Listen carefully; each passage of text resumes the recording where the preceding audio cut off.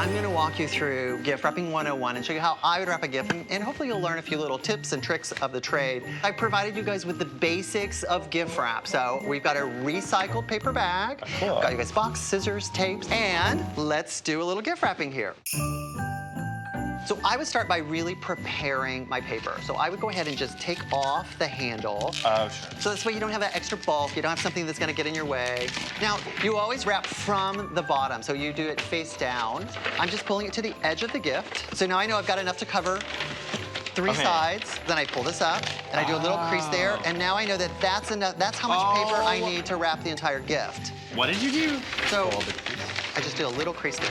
Wow. So that makes a little line, and so that's the edge of your box. So now you just wanna cut an inch or so over that. Okay. Perfect. So on your little mark there, you're gonna fold that under, and now this goes on top. Oh, because it's... And the reason is I want to bring my paper lining up with the edge because that minimizes your seams when you're finished. So now you want to grab a little piece of tape there. All right, and then I take the box and I fold both ends down because you don't want your package slipping and sliding around in there. And then I crease. Oh, and So now your box is not going to go anywhere. It's in there. Now, you use your work surface. And so what I do is when I'm folding and creasing, I fold it against the surface, and that helps you get really clean, crisp lines. for this.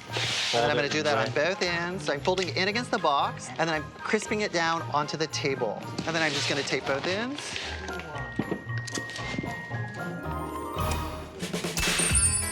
I like to say wrapping is a snap, because you take those fingers that you snap with, and now you run it around the edges, and you crisp all your little edges up.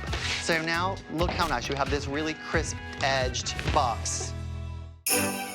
We're using a twine here today, but you could be using a ribbon. So I never cut my ribbon until I'm done, because I want to make sure I have enough. So what I do is I start by creating a tail, just hangs over. So you wrap around, and now you always want to do all of the crisscrossing of your ribbon on top of the box. And the reason is, because when you're done, your bottom is totally flat and smooth, so it sits. If you have a thick ribbon you're working with and you crisscross on the bottom, you get a rock in the gift. And don't rock the boat, don't rock the gift. So then I tie a little bow.